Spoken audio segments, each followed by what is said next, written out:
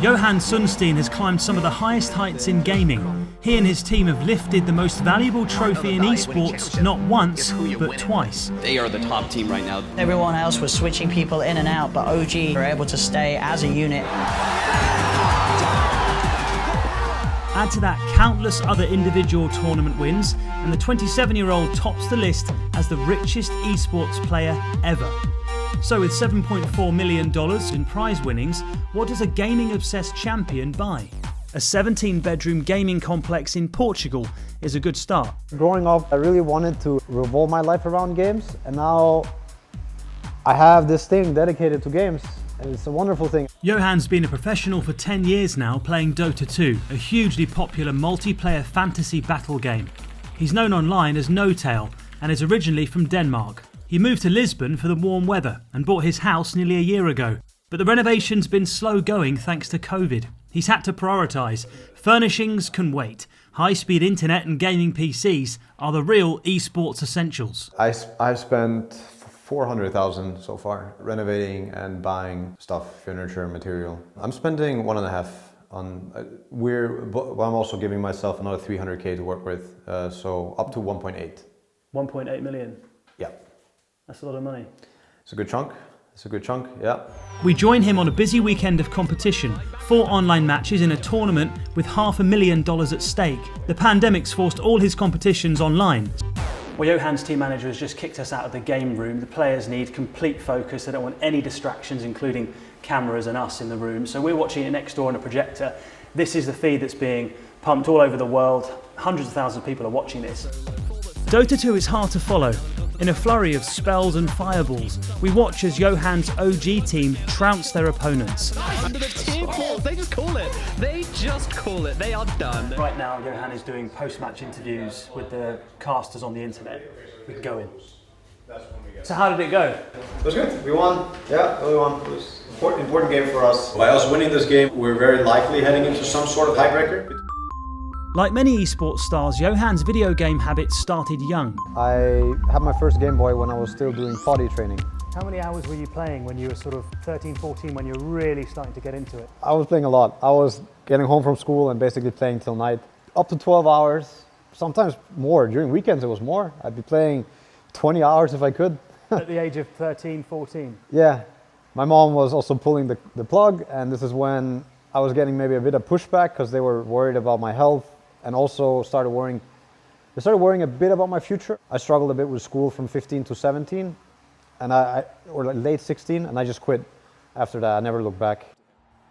Johan's family have followed him to major competitions around the world, but his parents admit they worried about his future at first. It was his decision, and you have to respect. He's a growing man, so. At what point, as a family and as parents, did you feel comfortable that Johan had actually a very bright future ahead and he was going to be okay? I went out, I guess it was around 16, and to have some ice cream to bring back home.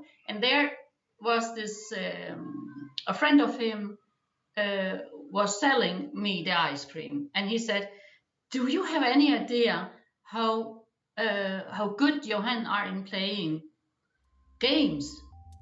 And he is one of the best gamer in the world. And he said, what? The tournament that made Johan and his teammates mega rich is Dota 2's The International. It's by far the most lucrative event in esports, with a $34 million prize pool the last time it was held.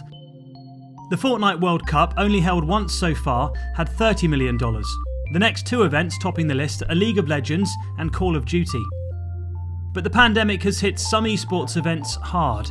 Physical competitions have been cancelled or held without crowds, whilst others have gone online. When you go to a big stage and there's a crowd, it's a lot easier to feel that this game really matters. There's a lot of eyes on this game. It's like the blood starts going, the adrenaline is there. How much intensity is there at the high level of your sport?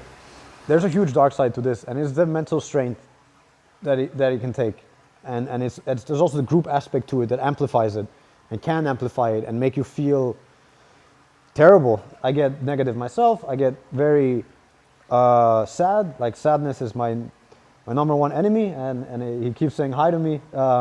But the same way when my team is doing good, I feed off it, I get very, very happy, and it goes the other way to the other extreme. The mental strain on Johan is something I didn't expect on our visit. Many gamers see him as living the dream. And if we lose the fight, yeah, we lose the game. But if you win the fight, we win the game. What they also don't see, though, is the large team around him. Johan's supported by a growing staff that forms his OG brand. There's social media managers, sports psychology trainers, even a full-time chef. Johan and his teammates are looking ahead and hoping for the return of the international this summer. Martin hopes that with Johan leading him, he too can lift the trophy for the first time. You came second, didn't you, in international before? Yeah. What did it feel like to miss out? At that point, it was like my first year professionally, so I had this feeling of content, which I don't know, I now kind of hate that I felt it that way.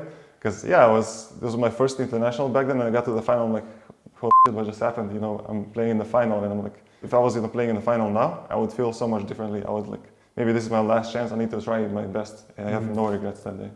Helping and coaching other players is how Johan is hoping to stay in gaming once he retires from competition. All right, that was the money shot. Did you get that? At 27, in esports terms, he's old. Yeah, how long have I got left? I think I got plenty of years left. I used to be young, now I'm the old one. I don't feel old yet at all. I still feel, it really still feels like I'm 20 and we're just getting started. I may not be the best player in mechanical skill, but damn, I know how to make this work.